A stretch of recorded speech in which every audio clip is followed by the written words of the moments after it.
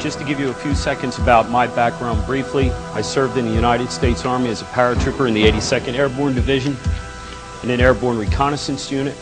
After that, a military advisor attached to the JFK Center for Special Warfare at Fort Bragg, North Carolina. I'm an expert in infantry weapons, small unit tactics, jungle warfare, and Arctic warfare. After that, I have owned my own business successfully now for over 10 years, a consulting firm. In addition to that, I've spent 10, 15 years researching and studying UFOs and extraterrestrials with an emphasis on contact experiences. I became involved 18 months ago after meeting Dr. Reed and hearing his lecture here at the International UFO Congress. I also followed the details on the Art Bell Show and the internet. Dr. Reed and I became acquainted, and we agreed that I would do a textbook investigation of his case. He would provide me with unlimited access to his witnesses, evidence, and most importantly, himself. I would document my findings and then publish the results. This would be done no matter what direction or conclusion I reached. For me, this is one of the few times a contactee or experiencer has had more than an anecdote. There's a body of evidence that he brought back to examine. This included videotape, photographs made contemporaneously with the event. There were witnesses to interview, and most importantly, an extraterrestrial artifact. Something manufactured somewhere, but not here. A device that has the ability to teleport an individual to perhaps another dimension, another place. This device also allows for contact with other entities described best as beings of light. I had the personal experience of witnessing such an event. This artifact has also been analyzed by a variety of scientists, both in Osaka, Japan, and as well as in Mexico by a member of the Ames Institute of NASA. Any good student of the phenomenon will recognize distinctive aspects of this encounter that have been reported worldwide. Among these are electromagnetic distortion, time distortion, and telepathic communication. There are also psychological and physiological symptoms consistent with the majority of close encounters. The actions of both Dr. Reed and the creature can also be found throughout the literature of contact. This case presents us with a Herculean challenge. If we accept the reality of the encounter, then we have to examine our current paradigms and realize that these are inadequate. We can also study the case for its importance to contact and realize as well that this case has been a lightning rod for reports by other contactees. We are receiving hundreds of new reports internationally. A fair number of these reports report similar structured craft and similar creatures that Dr. Reed has encountered. It would be a great disservice to ignore these reports, or worse yet, treat them as Dr. Reed had been treated over the past 6 years. This would be an appalling state of affairs for the UFO community and has to be addressed. The first thing I'd like to do is set this in a context. On a database of over 100,000 cases covering the time period from 1831 to present, there are over 2,300 strictly from the state of Washington, where this occurred. A full 25 to 30% of these cases are in reasonable proximity to the close encounter site. Also remember that this area is home to Yakima, Maury Island, and of course the 1947 sighting by Kenneth Arnold, which coined the term flying saucers.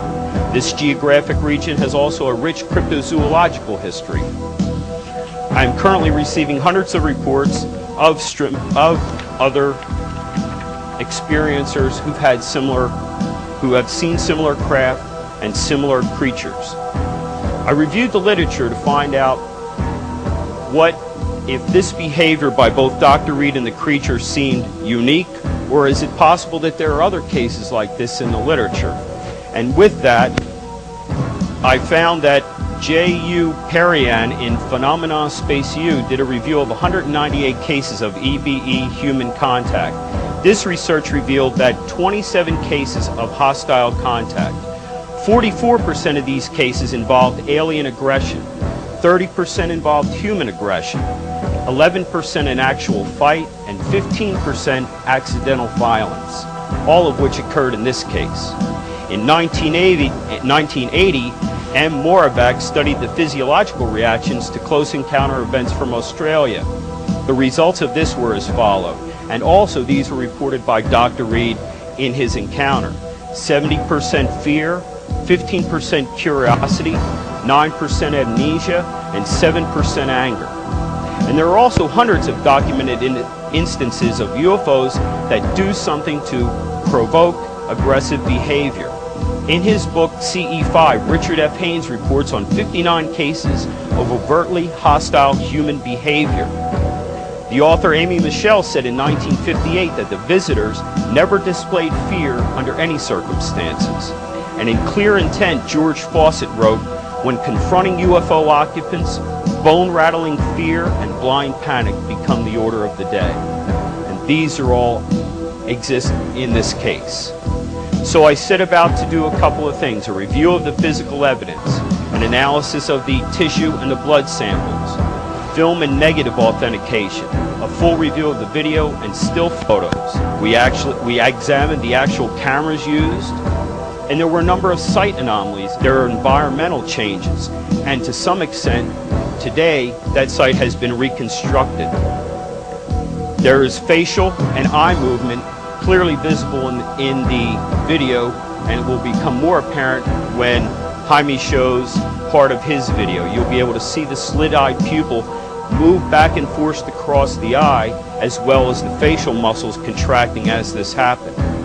This is an early report of self-healing material in terms of the suit that the creature wore.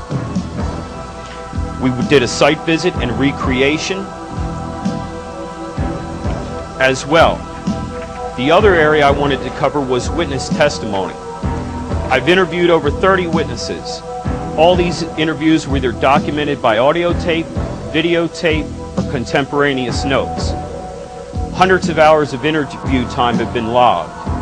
I've interviewed 4 professors from UCLA and San Diego State who participated in his educational process, 5 fellow students, 3 hospital employees, a security guard, 3 co-workers, 2 Photoshop employees, 2 of his family members, a biologist, 1 professor of pathology, an environmental scientist, Dr. Reed's landlords, special effects professionals, videographers, photographers, and other well-respected UFO researchers and investigators.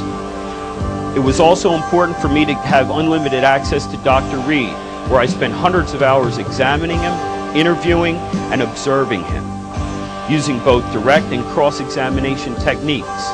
Also, unbeknownst to Dr. Reed at the time, I subjected him to voice stress analysis on the telephone, in person, asking him over a long period of time many questions to develop a profile. And I can tell you that that profile does not show an attempt to deceive. It shows highly emotional, but no attempt at deception. And I can make these reports available. In addition to that, and probably most importantly, was the extraterrestrial artifact, the Link bracelet. But let me just briefly go over some of the interviews that I conducted, some of the more important ones that I think you'll find interesting. In June of 2000, I interviewed a retired college professor from Southern California. He was an instructor during Dr. Reed's PhD program at UCLA. The advantage I had here, both with he and Dr. Reed's family members, was that I was able to interview them in their home settings, where you can get a real feel for other things, little details, and that was very important to me. I went to the man's home. He was in his late 70s. He was obviously a man of scholarly pursuits, well-read, well-educated. He had diplomas on the wall, certificates of achievement. He explained to me that he had joined the faculty at UCLA in the fall of 1972. He continued to teach until 1984 when he retired due to the illness and then death of his wife. He recalled teaching Jonathan starting in the fall of 1978. He remembered Jonathan as a very serious and disciplined student, engaging and inquisitive.